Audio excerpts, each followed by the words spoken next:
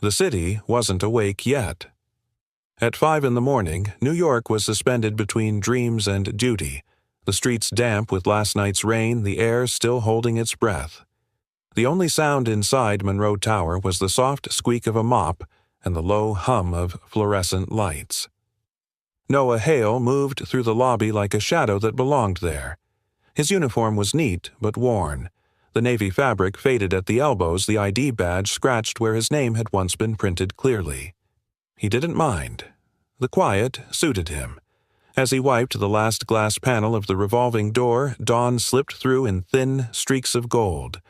He stood there for a second looking out at the empty street, the kind of stillness only people who work the night shift ever get to see. Then he checked his watch, 5:03 a.m. He placed his cleaning rags neatly back into the cart, locked the storage closet, and lifted the worn guitar case resting against the wall. The black canvas had lost its color years ago, but the handle still fit perfectly in his hand. He whispered to no one, "Let's go make someone smile." Outside, the early wind nipped at his coat as he crossed 2 blocks toward St. Mary's Children's Hospital. The place always smelled faintly of disinfectant and rain. He'd started stopping there almost by accident months ago after finishing his shift. He'd seen a little girl sitting by the fountain, her face pale and eyes too old for her age. Her mother had been crying quietly beside her. He didn't ask questions. He just sat on the curb and played. Now it had become his ritual. He stood near the entrance under the awning where the light flickered and tuned his guitar by ear. A few strings buzzed stubborn from the cold. Then, with a deep breath, he began to play. The melody wasn't anything famous. It was a piece he'd written years ago for his wife before the cancer, before the long nights of silence. It was gentle like morning light on an empty kitchen table. Across the courtyard, a small figure in a red beanie lifted her head. Emma. She always sat in the same spot, wrapped in a hospital blanket, a little plastic bracelet peeking from her wrist. Her mother, Rachel, was there too, her eyes tired but grateful. Noah nodded to her. She nodded back. When he finished the song, he reached into his pocket, pulled out a small envelope marked for Emma, and slipped it into the cardboard cup beside his feet. It wasn't much, just a few dollar bills from the extra hours he'd worked last week. He whispered, "For the brave girl who keeps showing up." The hospital door opened and a nurse poked her head out. "She smiled this time, Mr. Hale," she said softly. Noah looked up, a quiet warmth spreading across his face. "Did she?" "She did. Even asked when you'll play again." He chuckled, strumming a final chord. "Tomorrow, same time." As he packed up, the first streaks of sunrise painted the glass facade of Monroe Tower a block away. To anyone else, it was just another skyscraper. To Noah, it was the place that paid for Lily's school lunches and their small apartment in Queens. By the time he reached home, the city was waking. Car horns, steam vents, coffee carts. He unlocked the door to a tiny 2-bedroom apartment where a little voice immediately called out, "Daddy." Lily ran to him, her curls bouncing still in her pajamas with cartoon stars. Noah crouched down and caught her mid-leap, holding her like something sacred. Morning sunshine. Did the girl in the red hat smile today? He smiled back. She did. Took her 3 songs, though. Lily giggled. Maybe tomorrow it'll only take 1. Maybe. He tapped her nose with his finger. Now go brush those teeth or they'll stage a protest. As she scampered away, Noah leaned against the kitchen counter. The apartment was small but warm, filled with hand-drawn pictures on the fridge and a shelf of second-hand books. On the windowsill sat a framed photo of his late wife Anna holding a baby Lily. The edges of the frame were chipped from being moved too many times. He whispered, "We're doing okay, Annie. We really are." Across town, Clara Monroe's car glided to a stop in front of the same hospital. The driver, a man who'd worked for her family for years, turned slightly. "Miss Monroe, we're early for your meeting." Clara didn't answer at first. She was staring out the window, eyes fixed on a man standing under the awning with a guitar. His back was to her shoulders, straight but unguarded, as if music had somehow kept the cold from touching him. The melody floated through the cracked window low, intimate and haunting. Something about it unsettled her. She had heard this tune before, years ago, at a charity event her late husband had organized. It was the same rhythm he'd hummed while writing his last letter to her. Clara blinked hard, shook the thought away. Coincidence. But when the man turned slightly, she caught a glimpse of his face, lined but kind, a quiet steadiness in his eyes, the kind of man who did not play for attention. Her driver cleared his throat. "Should I drive on?" Ma'am Clara hesitated. "No. Wait." They watched as the man placed an envelope in a cup marked for Emma. He didn't count. The money didn't look around for applause. Then he packed up his guitar and walked away, the rising sun catching on his shoulder like a spotlight that no one else noticed. Clara's driver said quietly, "He's here most mornings, ma'am. Some of the nurses say he works night shifts at Monroe Tower." Clara's gaze lingered on the empty spot where he'd stood. "Does he?" "Yes, ma'am. Janitorial department." She leaned back, lost in thought. Strange world, isn't it? Some people build towers, others clean them, and sometimes the ones cleaning know more about grace than the ones at the top. The driver didn't reply. That night, Noah clocked in again at Monroe Tower. The building was silent except for the whisper of the vacuum cleaner. His guitar rested beside the janitor's cart, safely zipped away. As he wiped fingerprints off the glass doors of the executive floor, the city glittered behind him, distant, unreachable. He didn't see the faint reflection of a woman watching him from her office across the hall, the same woman who'd sat in that car that morning. Clara Monroe. She stood in the doorway holding a file she'd forgotten to sign, but she didn't move. Something about the rhythm of his movements, the precision, the quiet care reminded her of the song. When Noah finished, he turned startled to find her there. "Oh, sorry, ma'am," he said quickly, lowering his gaze. "Didn't mean to be in the way." Clara hesitated. "You're the janitor." "Yes, ma'am." Her eyes flicked to the guitar case by his cart. "Do you play?" He smiled faintly. "Only when there's something worth playing for." Their eyes met for a heartbeat before she nodded and walked away, heels clicking against the marble, each step echoing louder than the last. When the elevator doors closed behind her, Noah looked at his reflection in the polished glass. He couldn't explain it, but something about that brief encounter felt like the first note of a song he hadn't written yet. And somewhere between the silence of the marble floors and the hum of the city below, a story had quietly begun. The doors of Monroe Holdings opened with a soft, pneumatic sigh, welcoming the world in like it belonged there. Polished floors gleamed like mirrors reflecting the endless climb of glass and steel above. The air inside was chilled and faintly citrus-scented, calculated calm in every molecule. Clara Monroe walked in like she owned the building, because she did. Her heels clicked with a rhythm of quiet authority as she passed the security desk, not bothering to glance up. Everyone recognized her. CEO, heir, the one who turned a floundering legacy business into a billion-dollar tech-backed philanthropic empire. Her expression was unreadable, sculpted in years of corporate wars and boardroom betrayals.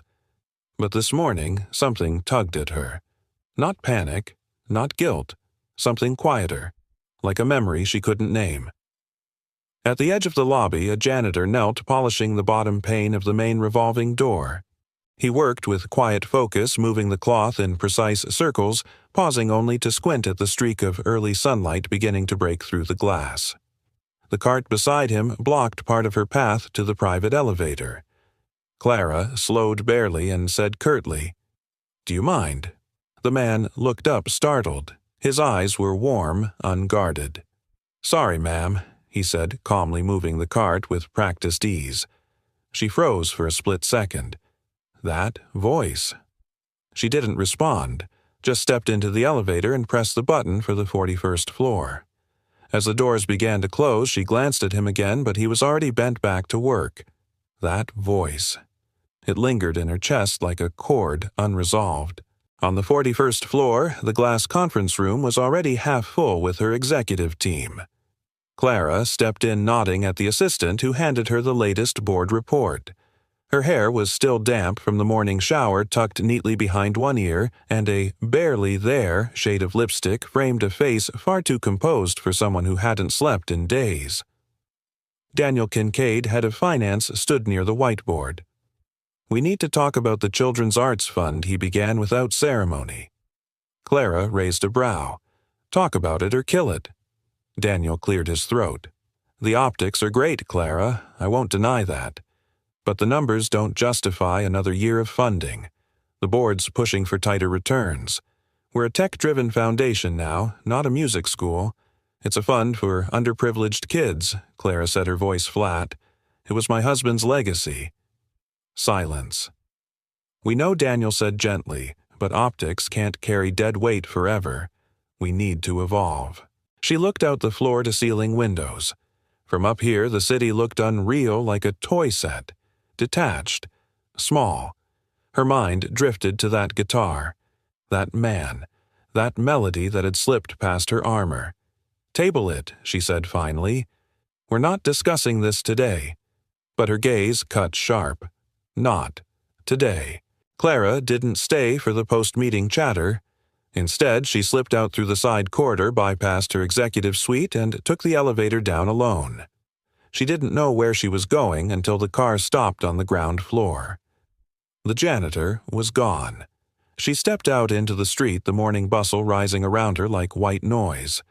Her driver raised a hand from where he stood by the open car door, but she waved him off.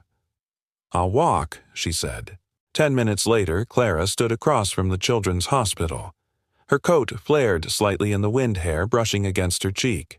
And there he was. Again. The same man, the janitor, sitting on the same low wall outside the hospital gate with that same battered guitar across his lap. He played slowly. No rush, no show, just presence. On the bench not far from him sat a little girl wrapped in a knitted red beanie, her knees pulled up under her chin. Next to her was a woman, perhaps her mother, leaning gently against her, both of them lost in the music. Clara remained still, as if stepping closer might break something fragile. The song wasn't familiar, but it felt like it should be. Simple. Pure. A kind of quiet bravery in melody form, like someone holding your hand in the dark without saying a word. When he finished, the girl in the red hat raised her eyes and smiled, just the smallest curve of her lips.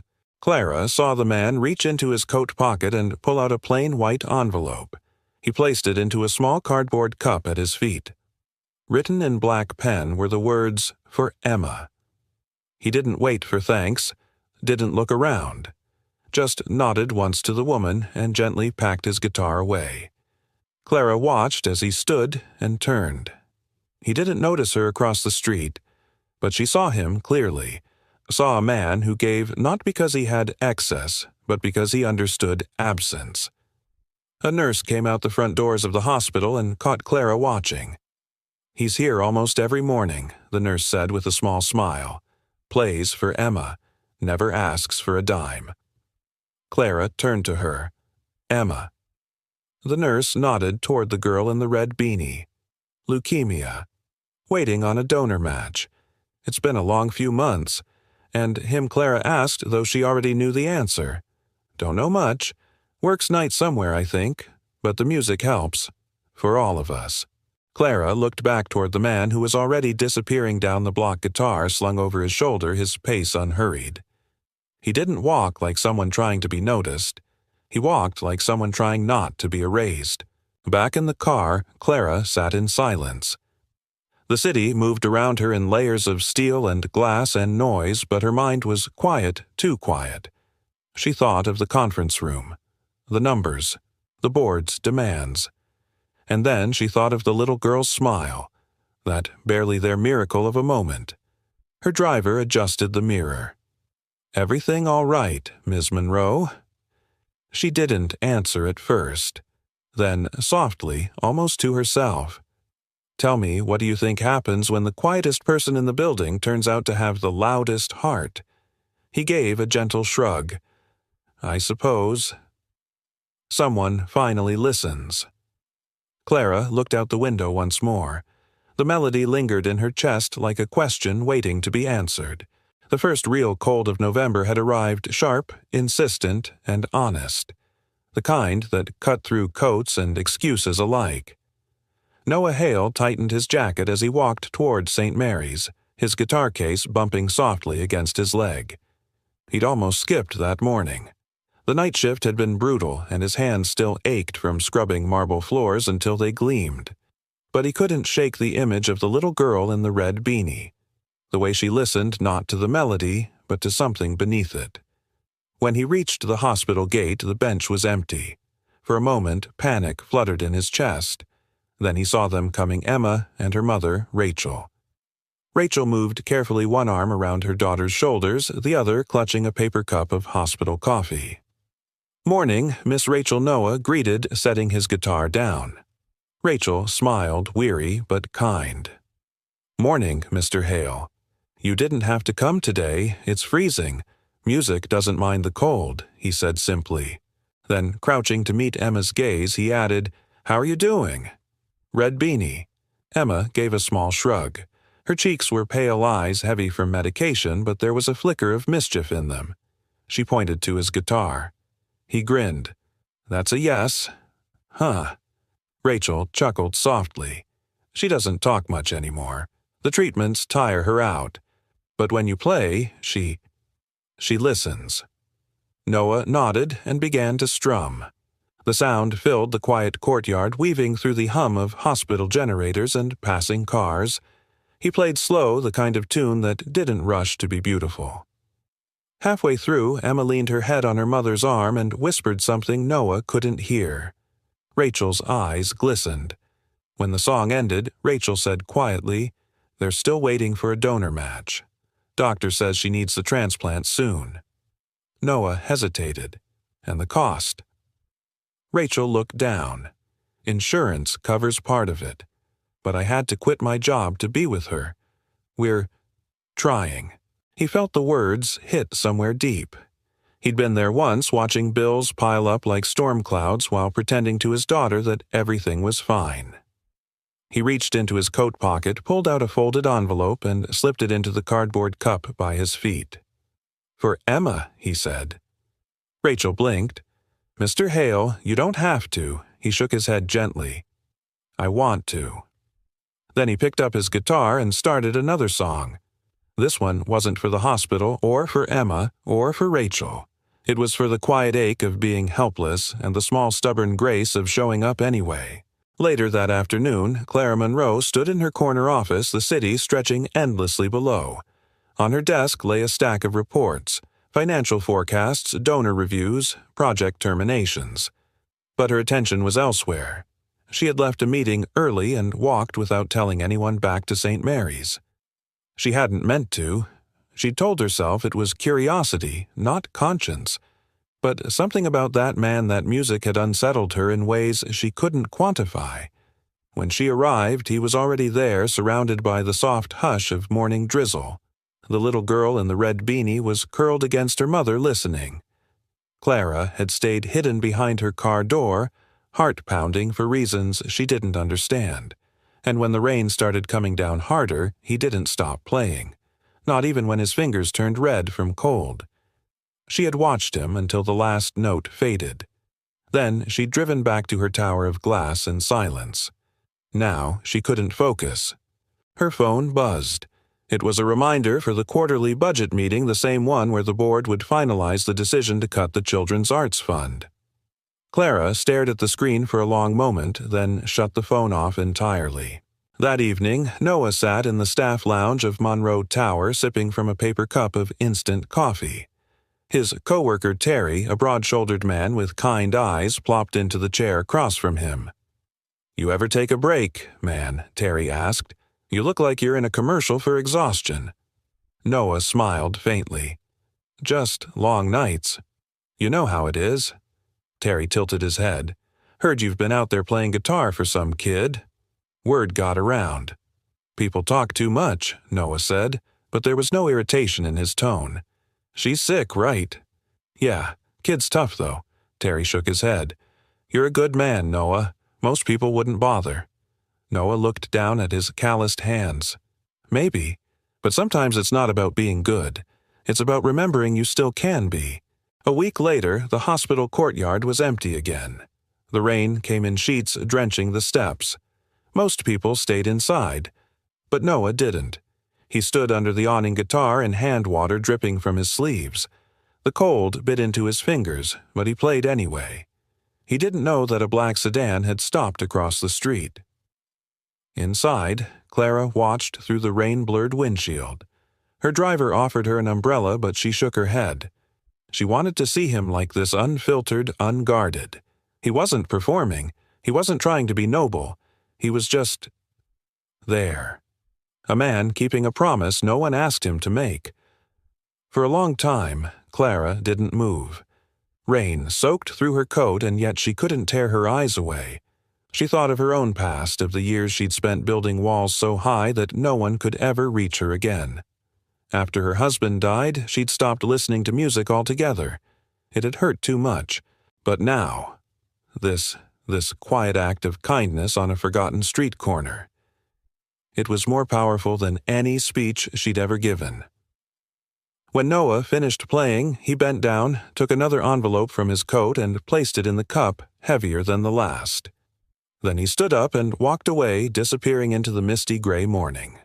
Clara remained still, water running down her face, her breath fogging the car window. And for the first time in years, she whispered not to anyone in particular. "Thank you." The next day, a nurse at St. Mary's found an unfamiliar envelope in the donation box near the entrance. There was no name on it, no signature, just a single word written in graceful, steady handwriting for Emma, and inside a personal check for $10,000. It had been one of those mornings when Clara Monroe needed to disappear just for a few minutes, just from a few people. The glass conference room had been stifling with its numbers and buzzwords. Return on mission, strategic optics, growth markets. Every syllable felt like a nail being tapped into her ribs. She'd nodded in all the right places, offered sharp, efficient responses, but inside her thoughts had drifted to something quieter, warmer, a melody, one that refused to leave her mind. Instead of taking the elevator back to her office, Clara climbed, past the executive suites, past the maintenance floors, up to the rooftop. The door creaked open, and the city greeted her with its wide-armed skyline stretching in every direction like glass mountains. The air was cool and fresh, carrying the faintest scent of steel and wind. But she wasn't alone. Across the rooftop, by the edge of the glass ledge, someone knelt with a squeegee and a bucket of suds moving in slow, deliberate motions. He wore the navy uniform of the janitorial crew. His back was to her, but his voice floated on the breeze, low, unpolished, humming a tune that instantly tugged at her chest.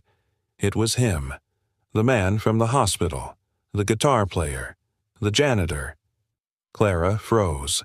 Noah turned, sensing movement. For a split second, their eyes met. He blinked, surprised, but didn't straighten up, just offered a small, respectful nod. "Didn't expect anyone up here," he said, standing and wiping his hands on a towel. "I could say the same," Claire replied, instinctively composed. "I needed air." "Best place for it," he said simply.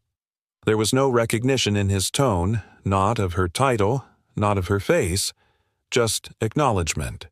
That alone caught her off guard.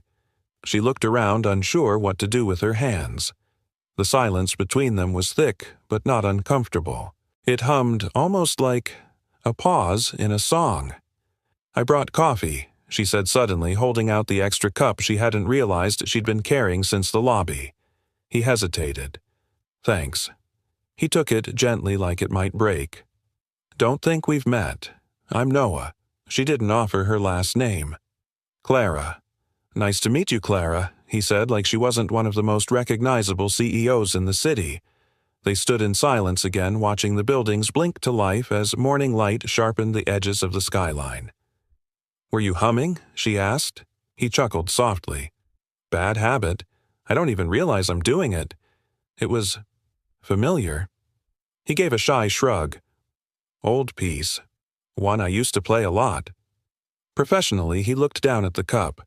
Used to. A long time ago. She waited. My wife loved music. He said finally, his voice gentler now. She played piano. I played guitar. We did a few small gigs back in the day, weddings, coffee shops, once at a jazz lounge that had no idea what to do with a folk duo.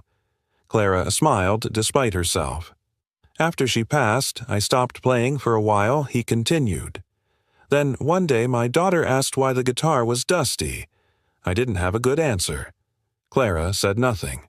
She could feel his honesty settle around them like the wind, unforced, unguarded. "I've seen you," she said quietly. "Outside St. Mary's." He nodded slowly. I figured someone from the building would recognize me eventually. "You play for the girl, Emma?" "Yeah." "Why?" He looked at her now, eyes clear. "Because sometimes when you've lost more than you thought you could survive, the only thing that makes sense is to ease someone else's pain." Clara felt something in her chest twist. She swallowed. "I left something in that donation cup," she said. "A few days ago." He raised a brow. "You, the anonymous check." She shook her head. "Not that one." He smiled faintly. "Well, then thank you." Emma's mother probably cried for 20 minutes after reading that note. Clara felt her throat tighten. "I didn't write a note." Now it was his turn to be surprised. "You just left money." Quietly. She nodded. He studied her for a moment. "You don't seem like someone who does anything quietly." Clara let out a breath of a laugh. "You'd be right." The wind blew a strand of hair across her face. She didn't brush it away. Instead, she looked at him again, truly looked. "There's something about your music," she admitted. "It's been stuck in my head for days. Not just the notes, the feeling, like something I'd forgotten or tried to." He didn't answer, just listened. "I haven't slept well in years," she continued. "But the other night, after hearing you play in the rain, I slept." For the first time since she didn't finish the sentence. He didn't ask her to. Instead, Noah looked out at the city and said softly, "Maybe that's what music is supposed to do. Not impress. Just return something you thought was gone." They stood side by side, the wind brushing against their coats, the world buzzing far below. "I should get back," Clara said at last. "Me too. Those windows won't clean themselves." She started walking toward the stairwell, then paused. "Do you always work alone up here?" "Usually. I might come back tomorrow," she said, glancing over her shoulder. He nodded. "Bring a coat. The wind has opinions." She smiled, one of the rare, unguarded ones. Then she disappeared through the door, her footsteps fading like the last notes of a melody that hadn't quite ended. Noah turned back to his bucket, but the song in his head had changed. For the first time in a long time, he started humming something new. The video was 47 seconds long, shot on a phone, shaky, grainy, the kind of thing that normally got buried under cat memes and dance challenges. But not this time. It started with a gentle strum, then a slow pan across a rainy courtyard outside St. Mary's Children's Hospital. A man in a soaked janitor's uniform sat hunched beneath an awning guitar, balanced on his knee water pooling at his feet. He played as if no one was watching. Only someone was. The camera zoomed slightly to reveal a little girl in a red beanie sitting nearby, pale, fragile, watching him like he was the only thing anchoring her to the moment. A caption in white font faded. "In this janitor plays every morning for a girl he barely knows. He never asks for $1, just wants her to smile." Within 6 hours, the clip had hit 1 million views. By noon, someone had identified the man, Noah Hale, custodial staff, Monroe Holdings. And by 3:00 p.m., Janitor, with a heart, was trending nationwide. Inside the top floor of Monroe Tower, the mood was less heartwarming. Clara stood at the head of the long glass table, arms folded as the PR team flurried around her. "We're losing control of the narrative," said Josh, the new digital strategist. "Reddit's running with it. There's a whole thread about how our janitor is more humane than our executive team." Another voice chimed in from the corner. "The media angle is spiraling. BuzzFeed's requesting a comment. So is the Post. They're calling it The Ballad of the Quiet Hero. Clara raised an eyebrow. That's a stretch. Doesn't matter, Josh said. The story is out. People are comparing his salary to yours. Someone even photoshopped a quote on your headshot that says, "I'd rather fire kindness than fund it." It's satire, but it's gaining traction. The head of HR, a stiff woman named Martha, flipped through a folder. Technically, he's in violation of 2 policies soliciting on company-adjacent property and using Monroe-branded uniform off hours for non-sanctioned representation. "You want me to fire him?" Clara asked flatly. There was a pause. "Well," Martha said carefully, with this kind of visibility, keeping him on could set a precedent. A younger executive piped up, face pale. "There's even a meme going around that says, 'The guy who scrubs our toilets just fixed our reputation.' It's getting tens of thousands of shares." Josh cleared his throat. "If I may, we could leverage this, bring him into a community campaign, maybe spin it into corporate goodwill. But it's risky. He's unpredictable." "He's a father," Clara said softly, more to herself than the room. "Sorry, nothing." She straightened. "Call a full department lead meeting. Now." 20 minutes later, the glass conference room buzzed with senior staff from finance, legal, PR, and operations. Clara stood at the head again, now calm, unreadable. She scanned the room slowly. "We've all seen the clip. We've all read the headlines. We've all heard the opinions she began. But what I haven't heard," her voice sharpened slightly, "is a single question about what it means." Silence. Daniel Kincaid from finance cleared his throat. "Clara, this could snowball into a liability. Emotional resonance or not, it puts us in a precarious position." "You mean it puts our image in a precarious position," Clara corrected. "Because what's actually happening is simple. A man gave his time, his music, and his heart to a child fighting for her life. And the world noticed." More silence. Martha spoke up. "Clara, if we allow this narrative to become the Monroe Holdings brand, we're stepping into territory that's messy, unregulated. People will expect that every janitor is a miracle worker, that every employee has a viral story. That's not scalable." Clara nodded slowly. Then she stepped away from the table and walked toward the window, looking down at the city. The same city Noah Hale walked through every morning. The same sidewalks where he played without applause, without agenda. She turned back, voice quiet but firm. "I'm not firing him. A beat. I'm not reprimanding him. I'm not issuing a warning. I'm not hiding him behind legal memos or risk assessments." She stepped closer to the table. "I'm not punishing him for being the kind of man this world desperately needs more of." Another pause. "Let me be perfectly clear," she said, locking eyes with every person at that table. "I do not fire kindness. I learn from it." Dead silence. Then Josh whispered under his breath, "Well, there goes the headline of the week." Clara ignored him. "I'll handle this personally," she said. Meeting adjourned. Later that night, Noah stood in the break room holding a mug of lukewarm coffee.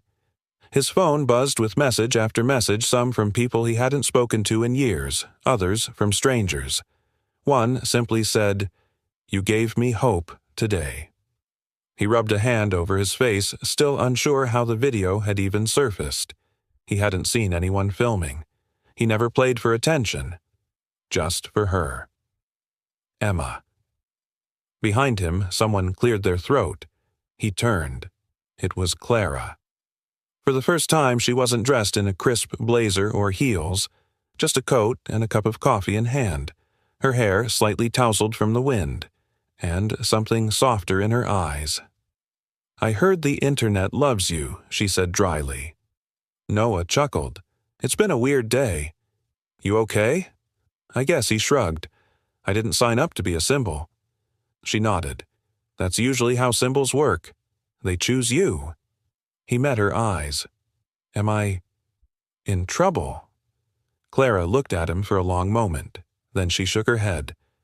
"No, You're the only person in this building who's not pretending." He blinked. "That's a low bar. But you raised it." She set her coffee down on the counter. "You reminded people why we started this company in the first place. Not to make money, not to impress investors, but to matter." Noah didn't know what to say to that. Clara picked up her cup again and walked toward the door. She paused just before leaving. "Keep playing, Mr. Hale." Then she added almost as an afterthought, "I'll be listening." And with that she disappeared into the hallway, leaving only the faint scent of coffee and something warmer lingering behind. The building was still humming from the aftermath of the viral storm. PR had spun it into gold of course hashtags, graphics, community values, campaigns. But inside Clara Monroe's office there was no spin, just silence, and a printer. It whirred quietly in the corner, spitting out a single-page memo, an old policy dug up from the archives buried deep in the internal system. Most executives had forgotten it even existed. Clara hadn't. Memo 14B, Community Engagement, Exception. Clause: Approved non-disruptive charitable acts by employees when performed off the clock and on personal initiative shall not be considered a violation of company policy. The language was dusty, legal, dry, but it was enough. Clara picked up the printed sheet and walked it to her desk. No logo, no note, no signature, just a quiet shield, a layer of protection. She folded it once cleanly and slipped it into a plain envelope. On the front she wrote, "To Mr. Hale." That was all, no return address. No expectation of thanks, only the satisfaction of doing something right. Noah found the envelope 2 days later tucked in his locker at the back of the custodial hallway. He opened it slowly, uncertain. His name. No sender. When he pulled out the memo and read the first few lines, something in his chest tightened. He flipped it over. Blank. He knew. There was only one person who would have gone this route. Only one person who had both the authority and the quiet empathy to handle it like this. He ran his thumb across the crease in the paper, then folded it back carefully and returned it to the envelope. He placed it inside the front pocket of his guitar case, tucked beneath the shoulder strap where it wouldn't get crumpled. He didn't tell anyone, didn't brag, didn't question. Instead, that night after work he sat in the dim staff lounge, guitar in hand, and began writing something new. It started slow, not sad, but still. A melody that moved gently like someone walking home alone in winter, hands deep in pockets, shoulders hunched against the cold.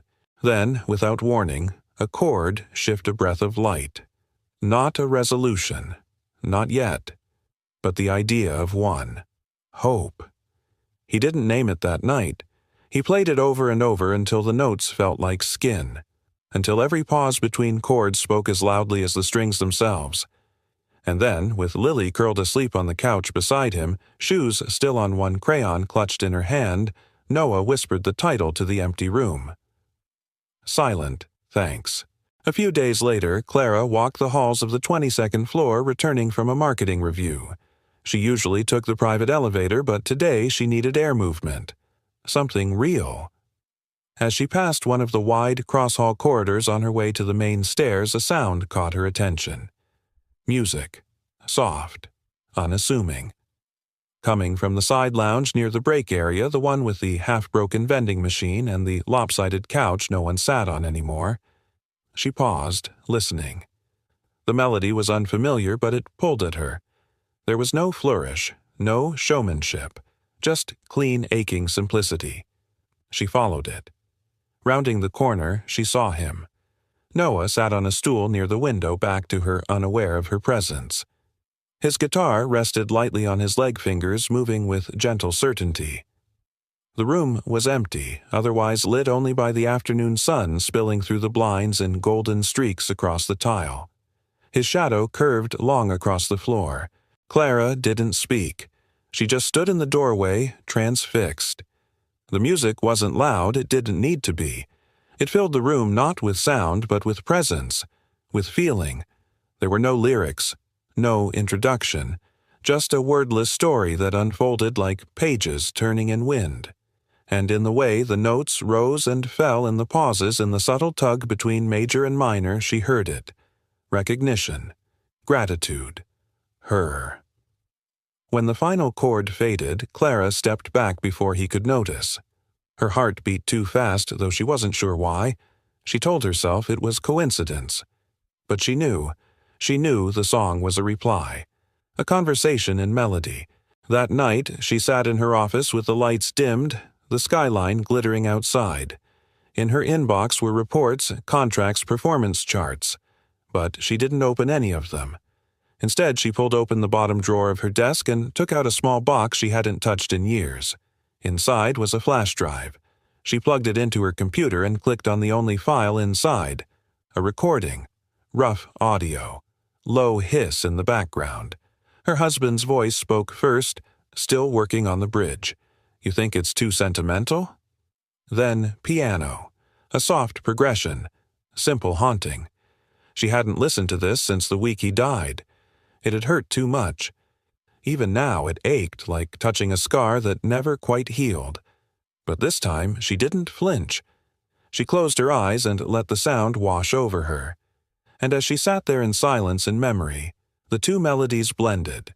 Her husband's unfinished song, and Noah Hale's quiet reply. The next morning she passed Noah in the lobby. He was wiping down the elevator panel earbuds and quietly humming something under his breath. She slowed. He noticed her and pulled one earbud out. "Morning, ma'am." Clara studied him for a moment. "Good morning, Mr. Hale." A pause. Then, with a faint smile, she added, "I heard your piece the other day." His face barely changed, but something in his posture shifted a flicker of awareness. He knew she knew.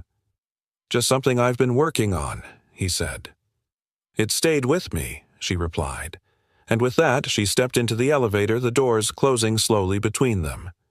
No words of thanks. None needed. Between them now was something deeper than explanation. A language without language. A song beneath the silence. The annual Monroe Foundation Gala was always a spectacle. Held in the opulent East River Pavilion with its glass ceiling and skyline views, it had become a magnet for New York's elite, a convergence of polished ambition and champagne-sweet philanthropy.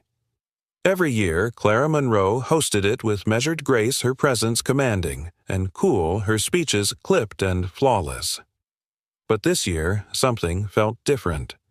She stood behind the velvet curtain at stage-left clipboard in hand, but her mind wandered.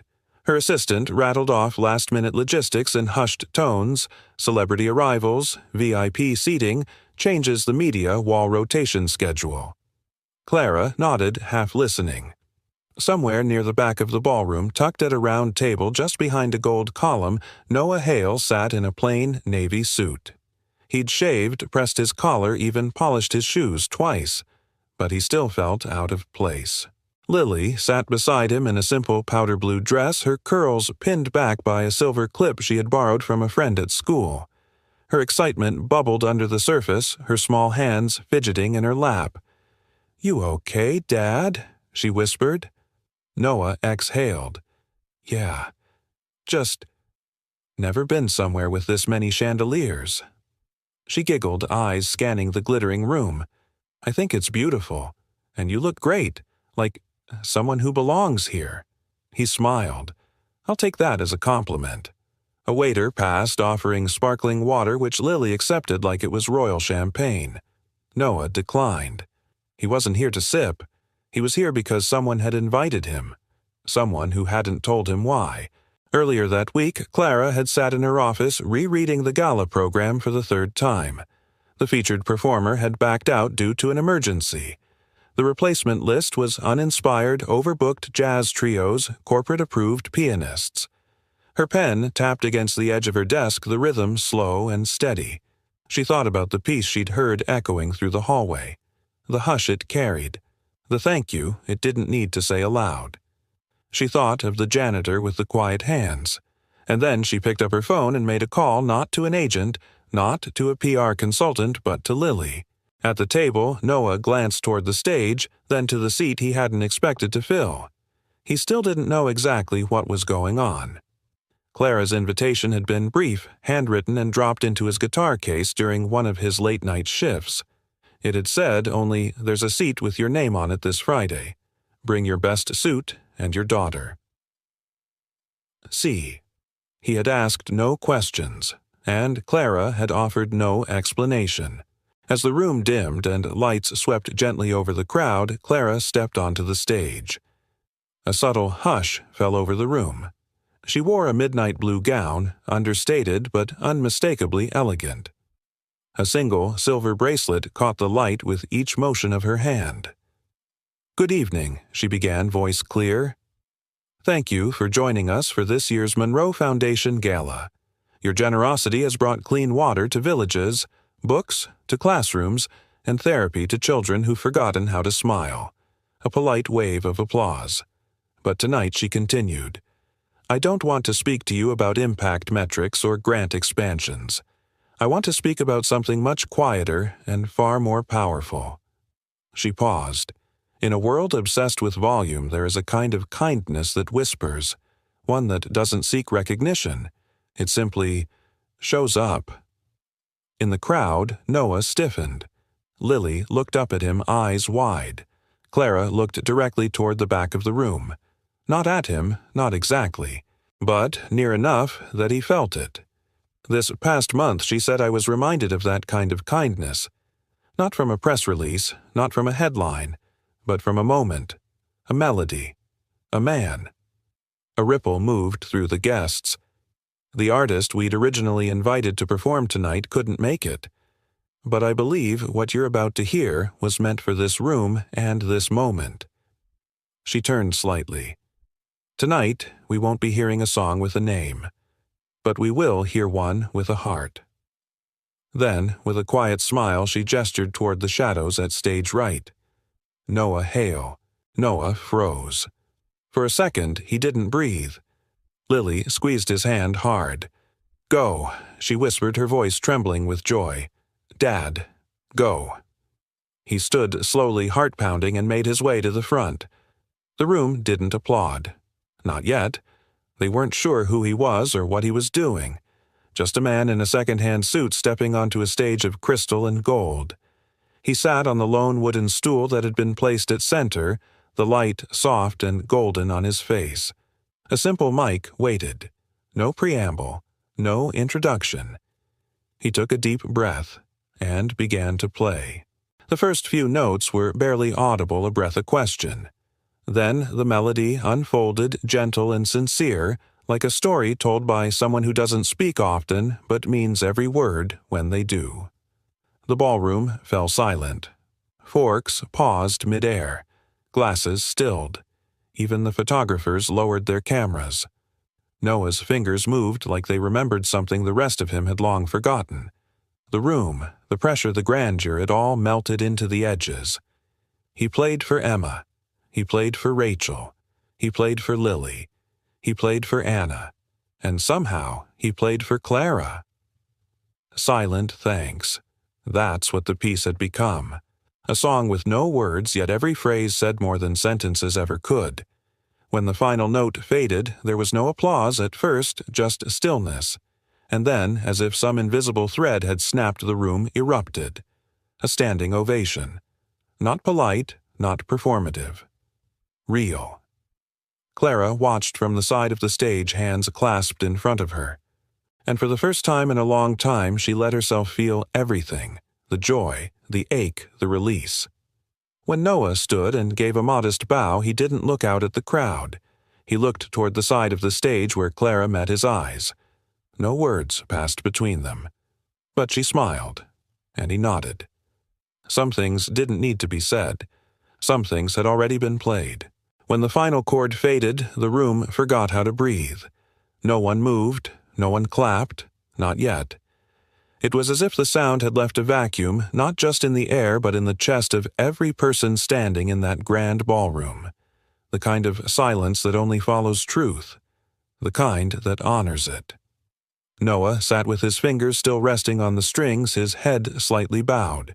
His heart beat steady, but his throat burned. Not from nerves, those had long passed, but from the weight of it, the weight of everything he'd poured into that song. He looked up slowly and scanned the room. Dozens of people in tuxedos and gowns. Power brokers, journalists, investors, strangers. And their stage left, just out of the spotlight, Clara Monroe. Her eyes shimmered not from the light, from memory. She wasn't clapping either. Not yet. She was frozen in place, breath shallow, one hand lightly pressed to her chest as if she were holding something invisible, something fragile together. Because in the soft curve of that melody, she'd heard it.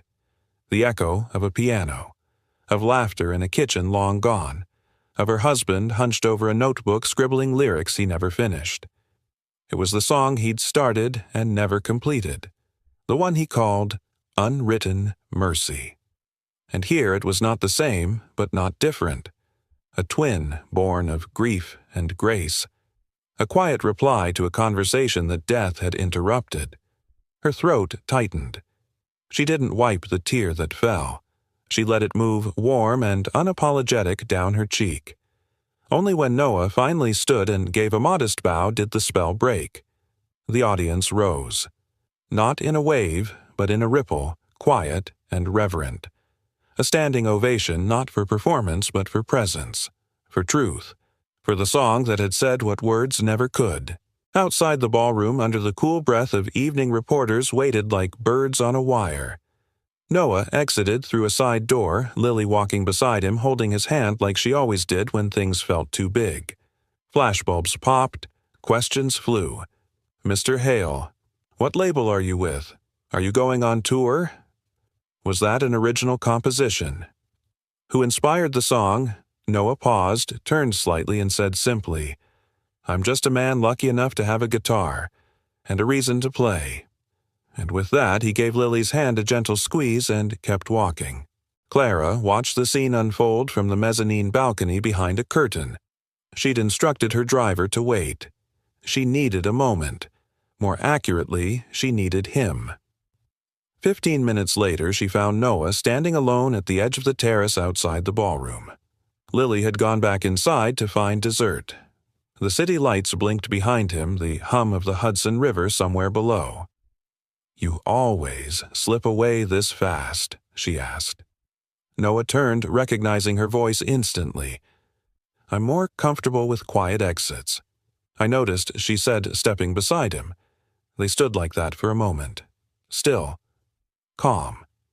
Then Clara broke the silence. That melody. He waited. "My husband started writing something like it. Years ago. Before he got sick. Before everything." Her voice cracked slightly. "He never finished it. But when you played, it was like... it came back. Not as he left it, but as it wanted to be."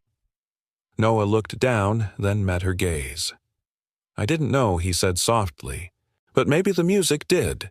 Clara smiled at that, a quiet, broken thing. Maybe it did. She pulled a folded card from her clutch and handed it to him. "I don't usually do this," she said, "but I'd like to have dinner. With you." He blinked. She added quickly, "No suits, no stage, no press, just a table, 2 people, maybe some music." He opened the card. It was handwritten. "Tomorrow, 7 p.m. The Finch Room, private dining space, piano included." Noah chuckled. "Do I bring my guitar?" "Only if you want me to stay past dessert." He smiled, and for the first time that night it wasn't tinged with hesitation. "All right," he said. "Dinner it is." The Finch Room was tucked behind a quiet brick corner near the Upper West Side. No signage, just a door with a brass handle that clicked like a whisper when pushed. The next evening, Clara arrived first. She wore no jewelry. No staff trailed her. No photographers lurked nearby. Just a woman with a past meeting, a man who had helped her remember she still had a present. Noah arrived on time. Guitar case slung casually over one shoulder, dressed in a dark sweater and clean jeans. The host seated them near the fireplace. Candles flickered between them. They didn't dive into big questions. Instead, they talked about Lily's art projects, About Clara's college days sneaking into jazz bars with a fake ID. About the first song Noah ever wrote a disaster involving a cat and a ukulele. When dessert came, Clara stood and walked toward the small upright piano near the wall. She opened the lid, touched a single key. "Will you play something?" Noah hesitated, then nodded. He sat beside her on the bench and opened his guitar case. "This one," he said, "has no title yet." He started slow. Clara added chords on the piano, shy at first, then bolder. 2 melodies, hesitant at first, then trusting. A duet between healing and hope. When the last note settled into the wooden floors, Clara leaned back and whispered, "Maybe we don't need a name for it." Noah turned to her. "Why?" "Because some things," she said, "are meant to be heard, not labeled." He nodded. "Then I'll just call it what it feels like." "And what's that?" He looked at her, not the CEO, not the woman in the headlines. Just her. The song beneath the silence. And for the first time in years, Clara didn't feel like something was missing. She felt full. Of music, of presence, of possibility. The night air was velvet, soft, warm, and humming with the kind of quiet that only came when a city finally exhaled. Clara leaned against the wrought iron railing of the rooftop garden above the Finch Room Arms, folded glass of untouched wine in hand. Below them, Manhattan twinkled like a scattered symphony, unorganized, imperfect, alive. Noah stood beside her guitar case, resting on a bench behind them, his fingers brushing the stone ledge as if feeling its rhythm. Neither spoke for a while. They didn't need to. After the music, after the laughter, after the candlelight duet, this silence felt earned. But then, slowly, Clara drew in a breath. "You know," she said softly, "I used to believe my heart had 2 temperatures on fire or frozen solid." Noah turned, watching her. "When my husband died," she continued, "I chose the second. It was easier to stay cold, numb, focused, easier to rebuild an empire than rebuild myself." He didn't interrupt. She looked out across the skyline. "People think when you're grieving you cry a lot, but no one talks about the other side of it. The hardening, the frost that creeps in and never leaves." Noah nodded slowly, the kind that makes applause sound like glass breaking. Clara turned to him. "What do you mean?" Noah's eyes lingered on the horizon. "The last time I heard clapping," he said, voice low, "it was at my wife's memorial. Her students gave her a standing ovation after a slideshow. I was holding Lily in one arm, a folded program in the other." His throat tightened. "I remember thinking it was wrong," he went on. "That sound. Joyful, loud, crashing through grief like it belonged there. I hated it. For years I avoided stages, avoided crowds, because I thought if they clap again, it'll undo me." He laughed faintly. "Tonight was the first time I didn't flinch."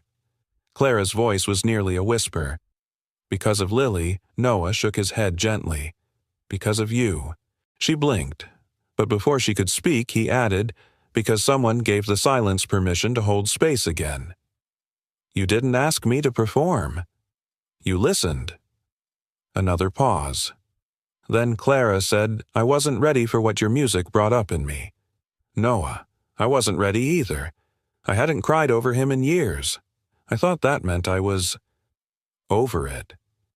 Maybe Noah said softly, "You were just surviving." Their eyes met, steady, open. No fireworks, no swelling violins. Just a quiet understanding that what they'd lived through had not broken them, only reshaped them. Noah took a breath and glanced back toward the bench where his guitar sat. "Lily asked me yesterday what healing sounds like," he said. Clara smiled faintly. "And what did you say?" He chuckled. "I told her, sometimes healing sounds like nothing at all. Just space. Breathing. The absence of noise where grief used to scream." He looked back at Clara. "And sometimes it sounds like a piano. Playing along." Her hand found the railing again, fingers curling slightly, brushing his. A silence settled between them again, this time charged not with distance but with closeness. Neither moved to label it.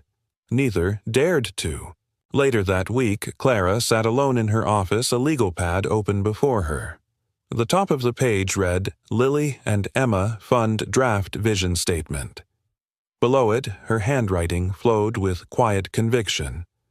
A scholarship for children of loss. For music that was almost never written. For dreams whispered in the dark. For Lily. For Emma. For every song that almost didn't survive. She called in her assistant, handed over the document, and said only, "Full endowment. We launch next quarter." Quietly at first, let the story speak. Her assistant nodded but paused at the doorway. The name? Lily and Emma. Is that yes? Clara said simply, gaze steady. It is. That Friday, Clara met Noah and Lily outside a music store on Amsterdam Avenue. Lily held a bag with new sheet music inside and a second-hand violin they'd found in the back, worn but full of stories. "Guess what?" Lily said as soon as she saw Clara. "Dad let me pick a name for the scholarship." Clara raised an eyebrow at Noah, who looked sheepish. She was very persuasive. Lily grinned proudly. "I picked the Lily and Emma Fund. 'Cause it's got my name and the mom I don't remember, but I know I love." Clara knelt heart-thudding. "That's a beautiful choice." Lily leaned in and hugged her. "Miss Clara, do you ever think music is where the people we miss go when they can't talk to us anymore?" Clara swallowed. Hard. I think she said gently that music is what they leave behind when they still want to be heard. Lily nodded like she understood completely. That evening, after Noah tucked Lily into bed and kissed her forehead, he returned to the small table in the corner of his apartment, the one where he wrote music when the world was asleep. On the table sat a card. No signature, just a single quote in Clara's handwriting. "Only when the heart is quiet can we hear the voices of those we've lost." He picked up his pencil and began to write. No chords, no lyrics. Just notes that had waited a long, long time to be played. Notes written not to impress or to perform, but to remember, and to say, "I'm still listening." The grand atrium of the Monroe Foundation shimmered under soft gold lighting. Sunlight filtered through the arched skylights bouncing off crystal displays and polished marble floors. Rows of white chairs fanned out from the stage like petals, each one filled with press donors, community leaders, and dozens of children in school uniforms, legs swinging nervously, eyes wide with curiosity. At the front, a sleek podium stood beneath a simple sign, "The Song Beneath the Silence," a new chapter in music education. Clara Monroe adjusted the mic with practiced calm. Her hair was swept back her blazer crisp, but her eyes held something softer today. Not the sharp gleam of corporate command, but something warmer. Open. "Thank you all for coming," she began. "Today we launch something deeply personal, not just for me but for anyone who's ever needed music to say what words couldn't." She paused. This fund was born not in a boardroom, but in a moment of silence, the kind that speaks louder than applause. We've named it "The Song Beneath the Silence," because sometimes the most powerful notes are the ones no one hears, until someone listens. Her eyes drifted toward the front row where Noah Hale sat beside his daughter Lily. She gave a small nod. He returned it. Clara stepped back. "And now I'd like to introduce someone who reminded me that music isn't about prestige. It's about presence, about healing, about hope." She turned toward him. Noah. The applause was polite at first, curious. A few confused glances rippled through the room, some recognizing the man in the gray jacket not from galas or panels but from the maintenance halls of the Monroe building. Noah walked slowly toward the podium. No guitar, no note cards, just him. He took a breath, steadying himself as he looked out over the crowd. The silence was thick, expectant. Then he spoke. "I used to believe my life had already played its last song." His voice was quiet, but it carried. "I had a good run, a wife who lit up rooms, a daughter with laughter bigger than her lungs, and a job where I could use my mind. Then life happened. My wife passed. My job vanished with a corporate merger, and I found myself holding a mop in one hand and a little girl's backpack in the other, wondering what part of me was still worth showing the world. The room stilled. I never thought I'd stand behind a podium again, he continued. Not after everything. Not after the doors that closed. But then something strange happened. He glanced at Clara just briefly. I started playing music again. Quietly. On sidewalks. In hospital waiting rooms. At night when Lily was asleep. And I realized, maybe what I thought I had lost wasn't gone. Maybe it was waiting. For the right place. For the right reason.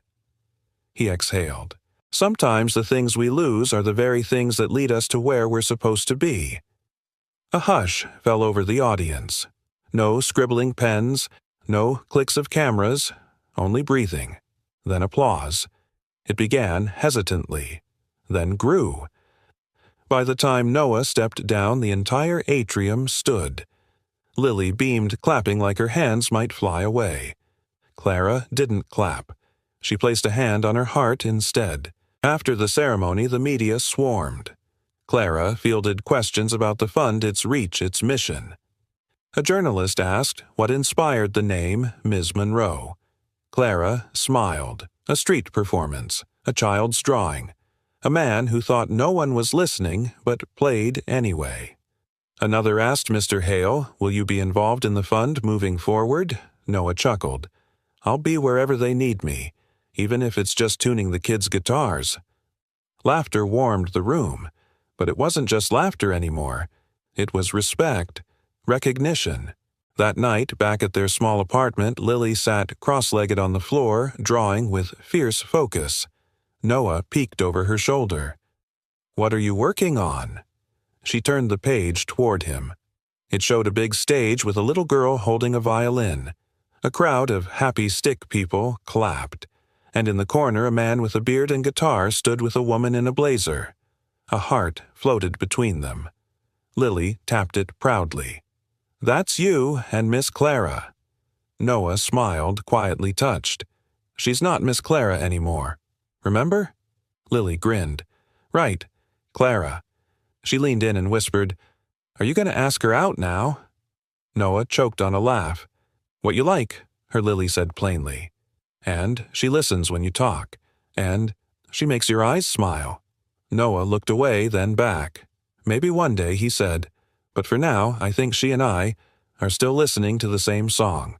Back at her penthouse, Clara set her heels beside the door, poured herself a cup of chamomile tea, and pulled out an old leather-bound music book from her late husband's shelf. She turned to the final page blank and slowly wrote, "The melody continues, just in a different key." Then she looked at her phone. One new message from Noah. "Thank you for letting silence become music again." She didn't reply right away. She just closed her eyes and smiled. The world had quietly turned a full year. Outside the community center on 5th and Holloway Spring announced its return with gentle winds and stubborn tulips pushing through the concrete edges of the sidewalk. The once gray brick building now bloomed with hand-painted murals, notes, birds, small hands holding instruments, each a signature left behind by children who had come through its doors with nothing but hope and a song in their hearts. Inside, the old corporate lobby had been transformed. The marble reception desk was replaced by cubbies of small violins. The walls, once lined with awards and quarterly growth charts, now wore crayon drawings, treble clefs, and quotes from composers. And in the center of it all stood a bright blue banner that read, "The Song Beneath the Silence, Youth Music Fellowship Center." Near the east corridor, muffled melodies escaped from behind classroom doors, awkward scales out of tune chords, and laughter. And in room 3B, a 9-year-old girl with messy pigtails and the sharpest ear in the building tapped her foot as she coached a classmate through a tricky rhythm. Again, Lily set her voice patient but firm. "Don't count with your mouth, count with your chest, like my dad taught me." Across the hallway, watching through the small window in the door, Noah stood with both hands in his pockets. He wasn't wearing his janitor's jacket anymore today. It was a clean navy shirt with sleeves rolled just below the elbow and a quiet smile on his face. He didn't need to say anything. He just watched. His daughter, her rhythm, her light. Behind him, footsteps. Soft ones. Noah didn't turn right away. He didn't need to. He felt the presence before he saw her. Clara. No longer in stilettos. No longer in high-rise armor. Today she wore a linen shirt smudged with finger paint, her hair pulled back in a simple braid. In her hand was a chipped mug that read, "Music is what feelings sound like." He looked over his shoulder. She smiled. "No board meetings today," he teased gently. She shrugged. "They still happen, but not in skyscrapers. Now it's folding chairs and string budgets." He nodded, eyes flicking back to Lily. "She's got command," Clara said, following his gaze. "She's got your tempo." Noah chuckled softly. "She's got her own. I'm just trying to keep up." They stood there in the hallway for a moment, shoulder to shoulder, listening to the syncopated laughter through the walls. "You know," Clara said, her voice low, "a year ago, I would have walked past this hallway without seeing any of it. I would have been on my way to some investor brunch wondering why the Wi-Fi was slow." Noah looked at her. She continued, but then a janitor played a song that stopped time, and suddenly I started noticing the sounds I used to walk right through. Their eyes met. No rush, no declarations. Just understanding. "And Emma?" he asked. "She's better. Her scans came back clear last month. She's been hiking again. Playing piano." Clara's eyes shimmered, but her smile held. She said music gave her something the medicine couldn't. Noah took that in with a slow breath. "She ever finish that song she started last spring?" Clara nodded. "With Lily's help." That made him smile. "And you?" she asked. He paused. "I started teaching again," he said. "Just part-time. Community night classes, intro to music theory. And I play once a week at the shelter downtown. Sometimes it's not about the audience. Sometimes it's just about being the sound someone needs in that moment." She nodded, then gently touched the window glass where Lily gave a thumbs up to a classmate inside. "They asked me to name this room," Clara said. "I was going to call it Studio C. For Clara. But—" She pointed to the plaque beside the door. Noah leaned closer and read, "Room E, for Emma. For every note that heals." He swallowed. "It's beautiful," he whispered. "It's honest," she said. He turned to face her. Really face her now. No barriers, no layers. Clara took a breath. "I spent a lot of years building a tower so high that I forgot how to be close to the ground.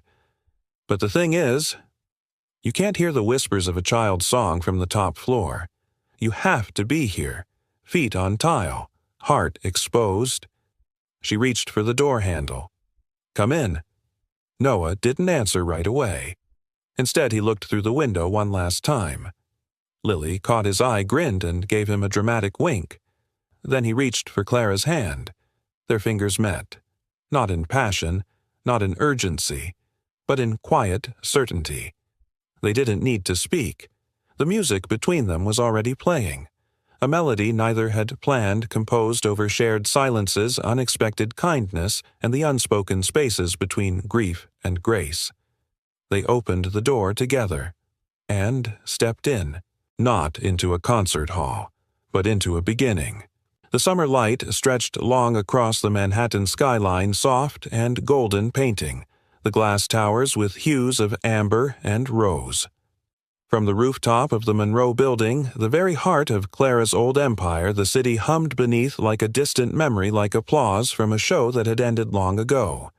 But up here something quieter was beginning.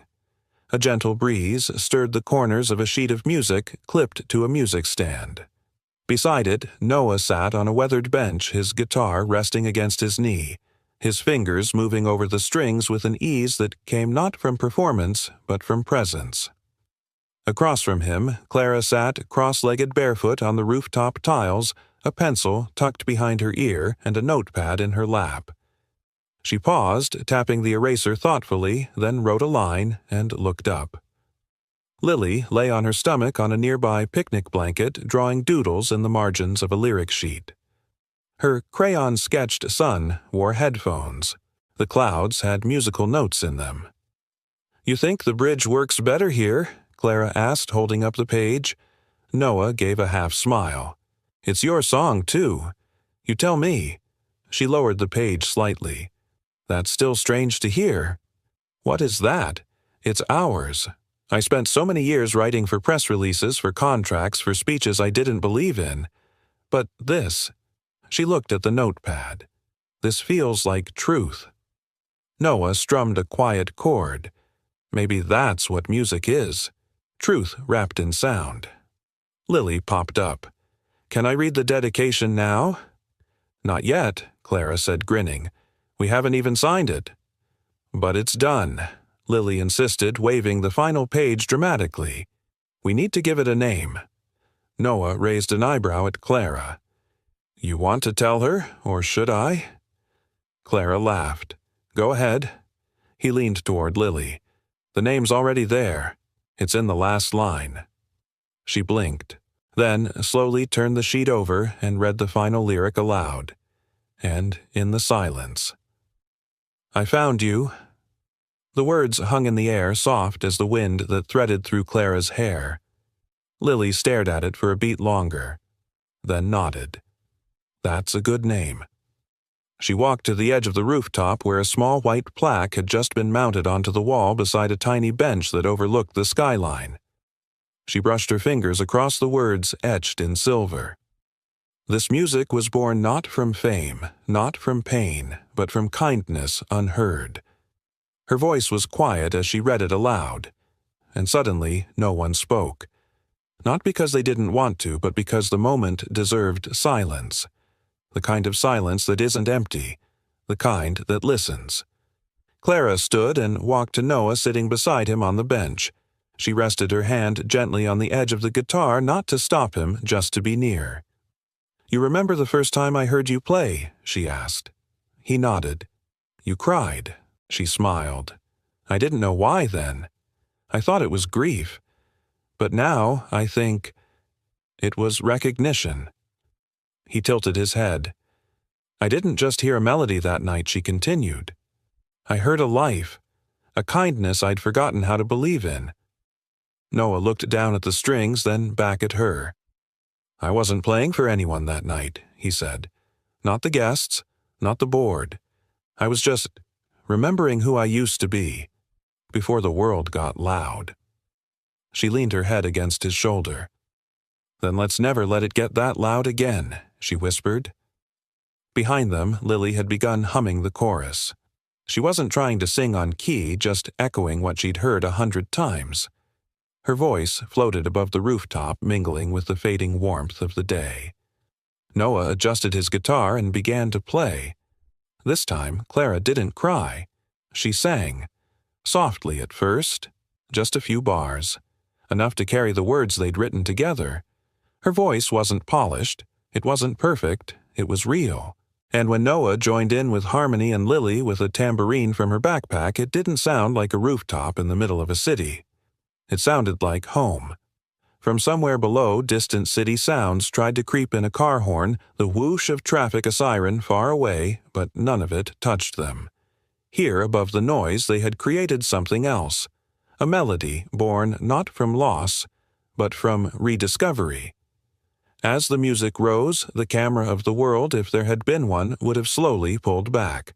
First revealing the three of them seated close, Clara's hand still lightly resting on Noah's knee. Then panning upward, showing the rooftop transformed not by money, not by fame, but by chalk drawings, sheet music clothes, pinned to rails and a sun-stained bench. Then further still as the city shimmered below like a living painting. And in the center of it all, small, unassuming, but unbreakable three souls, connected by something far quieter than destiny, kindness, and a song. Sometimes, the quietest people carry the most beautiful music inside them, and sometimes all it takes is someone who's willing to stop and listen. If this story touched your heart, we'd love to hear from you. Have you ever met someone whose kindness changed your life in an unexpected way? Or maybe you were that quiet melody in someone else's storm. Tell us your story in the comments below. We read every word, and let us know where you're watching from. Whether it's a small town, a big city, or somewhere in between, your presence here matters. If this story gave you even a little hope, consider subscribing for more tales just like this. Stories of redemption, compassion, and second chances. Because in a world that can feel noisy and harsh, we all need a quiet reminder that kindness still exists. Thank you for spending your time with us. We're honored to be part of your day. Until next time. Keep listening and keep believing.